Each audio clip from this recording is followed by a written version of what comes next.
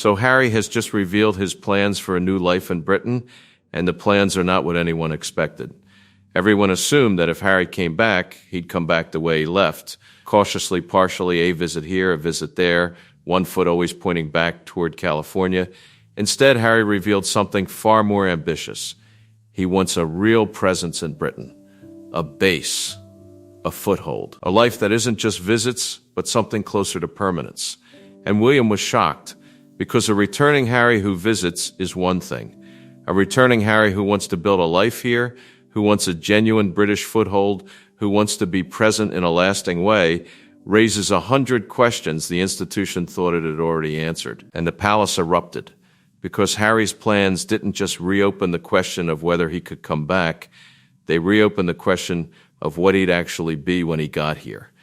Before we go any further, two quick things. First, if you're new here, we're Crown Watch, and we break down the royal stories that actually matter, so hit subscribe. And second, if you want the details the mainstream coverage never touches, head to theroyalfiles.com.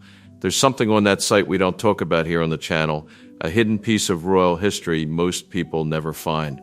The link is in the description. Okay, let's get into it. Here's the context, because it explains why this landed the way it did. The coverage of Harry's return has been full of one specific question.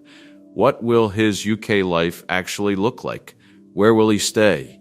Will he base himself here? What does a returning Sussex actually do in Britain day to day? And for weeks, that question has been treated as speculation, as the kind of thing commentators debate without any real information, because nobody actually knew what Harry wanted. The assumption was that whatever he wanted, it would be modest, careful, designed to avoid conflict, a returning royal who had learned through years of estrangement to keep his ambitions small. And then Harry revealed his actual plans, and they weren't modest at all. He wants a proper base in Britain, not a hotel room for occasional visits, not a borrowed room in someone else's residence, a place of his own, a foothold that would let him and his family spend real time in the country, that would give his children a connection to Britain, that would make him a genuine presence rather than an occasional visitor. And that ambition, the ambition for permanence rather than transience, is the thing that shocked William and erupted the palace, because permanence changes everything. Before we go further, real quick, if you're into deep dives on royal stories that actually sit with the complexity instead of just picking a side, hit subscribe and join us here at Crown Watch. We are building something good. Okay, back to it. Now let's understand why permanence is so different from visits, because the distinction is the whole story. A visiting Harry is manageable. He comes, he sees his family, he leaves. His presence is temporary, bounded, easy to govern with the frameworks the institution has already built. Every visit is a discrete event with a beginning and an end. But a Harry with a permanent base is not an event. He's a fixture. He's a continuous presence that the institution has to accommodate not once but always. And a continuous presence raises questions that a visit never does. Where does he fit in the daily life of the family? What's his relationship to the institution when he's not just passing through, but living here? How does his household interact with the other households on an ongoing basis rather than during occasional visits?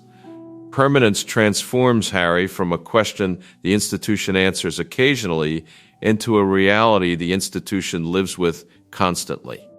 And here's the first twist. Because Harry's desire for a permanent base wasn't really about property. It was about identity. Because a base in Britain is a statement. It says, this is my home too. It says, I belong here. It says, whatever happened, whatever I gave up, whatever the institution decided about my standing, I am still of this place, and I am claiming my connection to it. And that statement, the claim of belonging, is far more significant than any question about a building. Because Harry wasn't just asking for somewhere to stay, he was asserting that his connection to Britain, to the family, to the institution he left, was permanent and could not be erased by the departure. He was refusing to be fully external. He was insisting on remaining, in some real sense, part of the place he came from. William understood that immediately, and it's why he was shocked. Because the institution had spent months building frameworks based on the assumption that Harry was external, that he had left. that his connection to the institution was governed by the terms of a departed royal.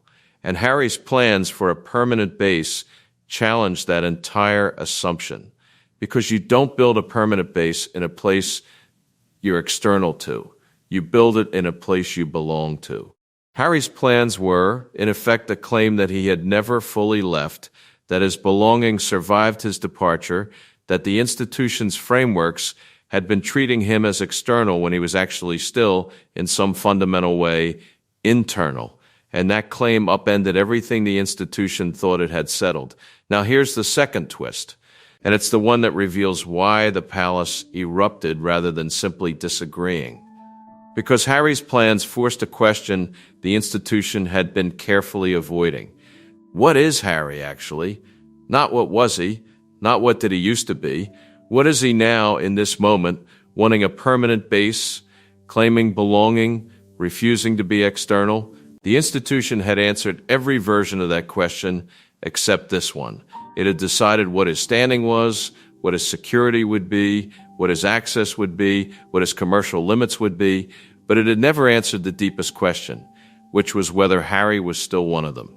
And Harry's plans for a permanent base forced that question into the open, because you cannot grant someone a permanent presence without deciding what that presence means.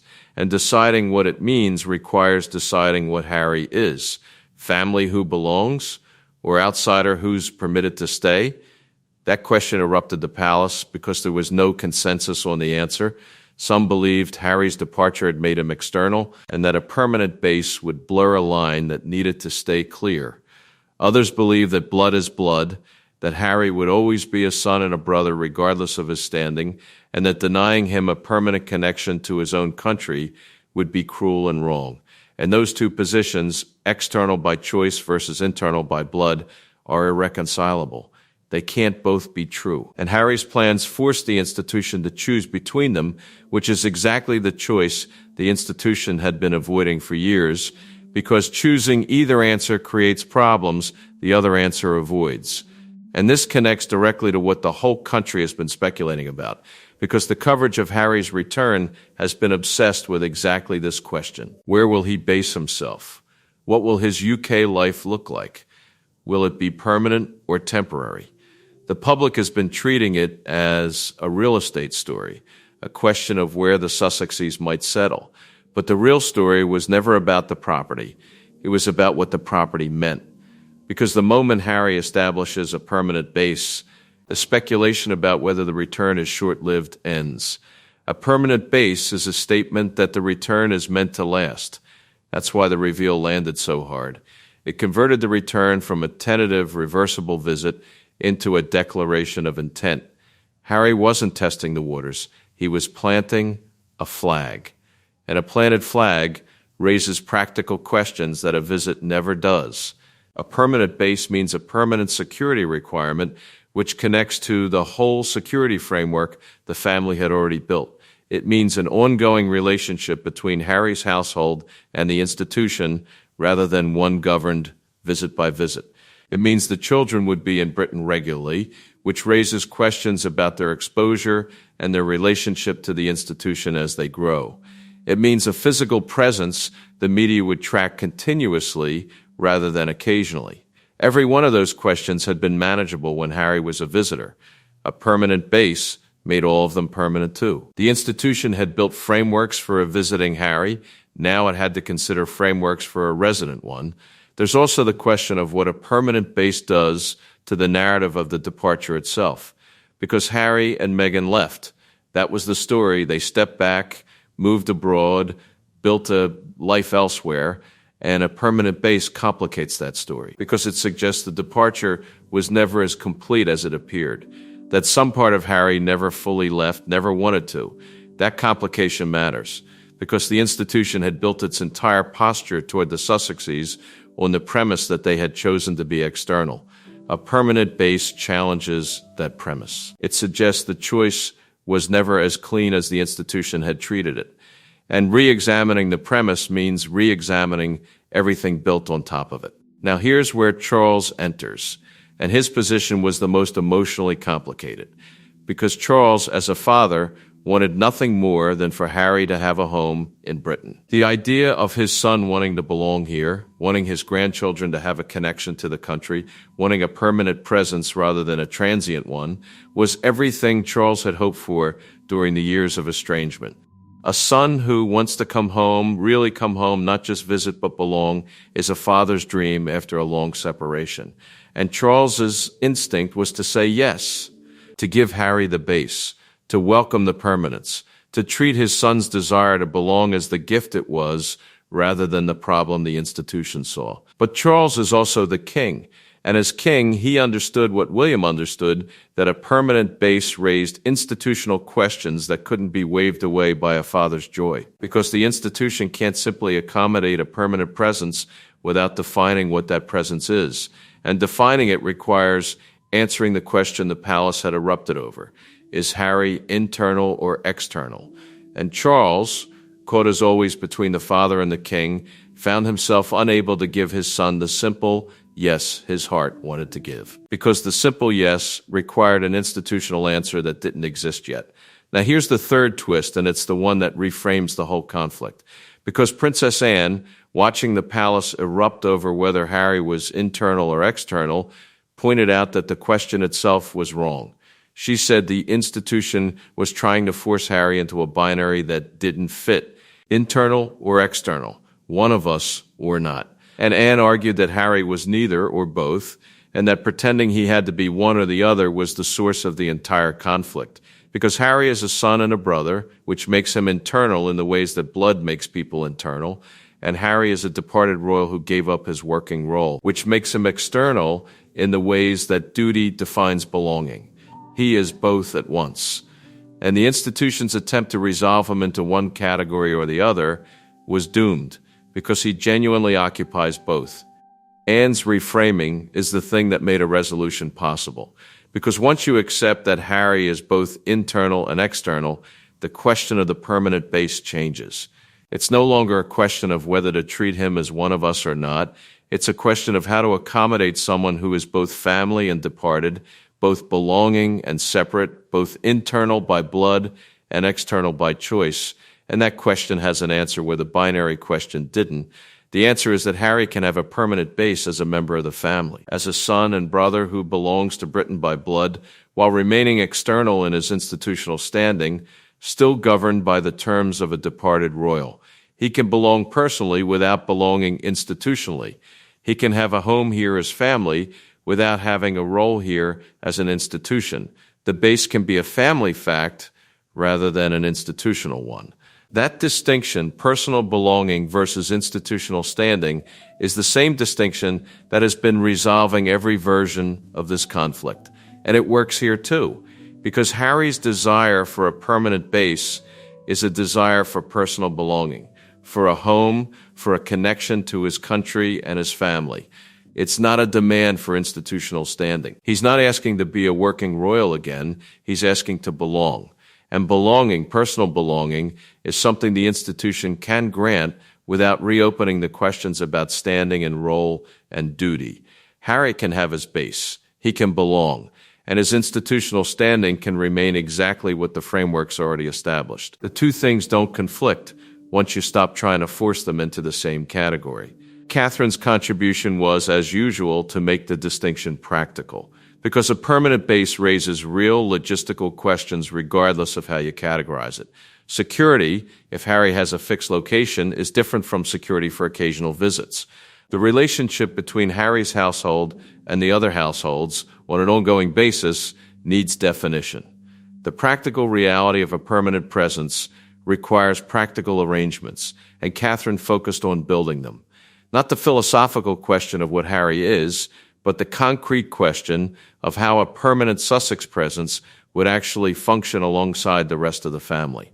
Her work translated Anne's reframing into something that could actually be implemented, a set of arrangements that let Harry belong personally while functioning within the institutional limits that his standing required. Now here's the fourth twist, and it reveals what Harry's plans actually meant to him. Because the permanent base wasn't ultimately about Harry. It was about his children. Harry wanted his children to have a connection to Britain, to their heritage, to the country and the family they came from. He had grown up here. He had lost his mother here. He carried Britain in him in ways that couldn't be erased by living in California.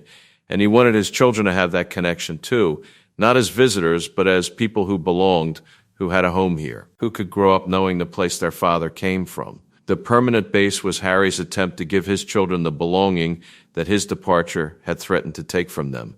And that motive, a father wanting his children to belong to the place he belonged to, is the thing that made his plans so much more than a property question. That motive also changed how the family understood the plans, because it's one thing to debate whether Harry should have a permanent base. It's another to debate whether Harry's children should have a connection to their own heritage. And when the plans were understood as being about the children, the debate shifted. Because nobody in the family, not William, not Charles, not even the most institutionally cautious voices, wanted to deny Harry's children a connection to Britain. The children were innocent. They hadn't left. They hadn't made any of the choices that created the estrangement. And denying them a home and their own heritage because of decisions their parents made would have been a cruelty the family couldn't justify. Harry's plans, understood as being about the children, became much harder to oppose because opposing them meant opposing children's right to belong to their own history. And here's what that recognition cost William, because it's worth naming. Because William, more than anyone, has held the institutional line throughout this entire saga. He built the frameworks. He refused to let them bend. He treated Harry as a policy question because treating him that way was the only way to protect the institution from the chaos the estrangement had produced. And Harry's plans for a permanent base, understood through Anne's reframing and the recognition that they were about the children, forced William to do something difficult, to see his brother not as a policy question, but as a father who wanted for his children exactly what William wants for his own: belonging, roots, a connection to the place and the family they came from. And once William saw Harry that way, as a father rather than a problem, the institutional posture became harder to maintain, not because the institutional concerns were wrong, but because they collided with something William couldn't dismiss, which was the recognition that his brother, whatever else had happened between them, wanted the same thing William wanted: to give his children a home. That recognition didn't heal the brotherhood. Years of estrangement don't dissolve because of a single insight, but it shifted something in William. It reminded him that underneath the policy questions and the institutional frameworks and the damaged relationship, Harry was still his brother, still a father like him, still trying to do right by his children in the only ways he knew how. And that shift, small as it was, is the kind of thing that makes reconciliation possible eventually. Not through dramatic gestures, but through the slow accumulation of moments where each brother remembers that the other is human. William's shock at Harry's plans gave way, through Anne's reframing, to something closer to understanding. And understanding, however incomplete, is where healing starts. Catherine noticed the shift in William, and it reportedly affected how she approached the practical work, because Catherine understood that the arrangements she was building weren't just institutional logistics. They were the infrastructure of a possible reconciliation. If Harry had a permanent base, if his children grew up with a connection to Britain, if the two households learned to function alongside each other on an ongoing basis, then the brothers would be in proximity in a way they hadn't been for years. And proximity over time creates opportunities for the small moments that rebuild relationships. Catherine wasn't just building arrangements for a permanent base. She was building the conditions in which the brothers might eventually find their way back to each other. And she did it quietly, without announcing it, because some things are better built than declared. Now here comes the final twist. Because Harry's plans for a permanent base connected to the deepest theme running through this entire story, which is Diana. Because Harry's desire for his children to have a connection to Britain, to belong to the place they came from, echoed something Diana had wanted for Harry himself. Diana had wanted her sons to be connected to the ordinary world, to belong to something beyond the institution, to have roots that weren't only royal. And Harry, in wanting a permanent base for his children, was trying to give them a version of what Diana had tried to give him. A belonging that was real, personal, rooted in place and family rather than in institution and role. The permanent base wasn't just about Britain. It was about continuing something Diana had started, giving the next generation the kind of grounded belonging that Diana had fought for and that Harry had nearly lost when he left. And that connection to Diana, to her wishes, to the belonging she wanted for her descendants, is the thing that made Harry's plans impossible for the family to simply reject.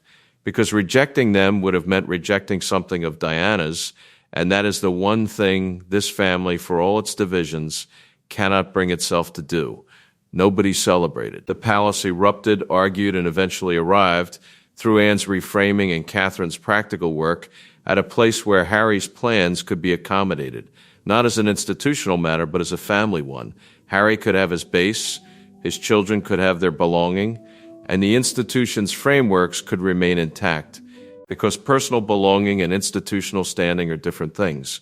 William absorbed the reframing and recognized that his shock had come from applying the wrong category to his brother. Charles felt the joy of a son who wanted to come home tempered by the complexity of what home actually meant. And Harry, whether he fully understood it or not, had forced the family to confront the thing it had been avoiding, which was that he would always belong, no matter what he had given up, because belonging by blood cannot be surrendered the way standing by duty can. So here's where I hand it to you. Was Harry right to want a permanent base, to claim his belonging despite his departure? Is Anne's reframing correct, that Harry is both internal and external, and that forcing him into one category was the source of the conflict? Should Harry's children have a connection to Britain regardless of the choices their parents made? And does the echo of Diana, the sense that Harry is trying to give his children the belonging she wanted for him, change how you understand his plans? Transforming a property question into the continuation of a mother's wish? There is no clean answer, and anyone who hands you one quickly hasn't sat with the full weight of it. Harry revealed his plans, the palace erupted, and the family discovered that the question they'd been avoiding, whether Harry still belonged, had an answer they couldn't refuse. Because belonging by blood is the one thing that survives everything. And that's the thing this whole story keeps circling back to, no matter how many frameworks are built, or conditions are set, or standings are defined. Blood survives. The institution can decide what Harry is allowed to do. It can define his standing, limit his access, condition his return, govern his security, but it cannot decide whether he belongs, because belonging isn't an institutional grant, it's a fact of birth. Harry belongs to Britain and to this family the way a person belongs to their own history, permanently, unconditionally, in a way no departure and no framework can undo. The institution spent months trying to manage Harry as though his belonging were something it controlled. And Harry's plans for a permanent base reminded everyone that it never was. He belongs because he was born belonging. And the base he wants is just the physical form of a truth that was always there. The family can shape how that belonging expresses itself. It cannot decide whether it exists. And in the end, that's why the palace eruption resolved the way it did. Because you cannot argue someone out of belonging to their own home. When the next chapter moves, you already know where to look for the parts nobody else will tell you. The next chapter of this family is still being written. And when it moves, we will be here to talk about it. If this video made you see any part of this story differently, drop your position in the comments. I read every one of them. And on a question this complicated, I genuinely want to know where you land. Subscribe if you are not already with us, because the next chapter is coming and it is going to be one worth watching.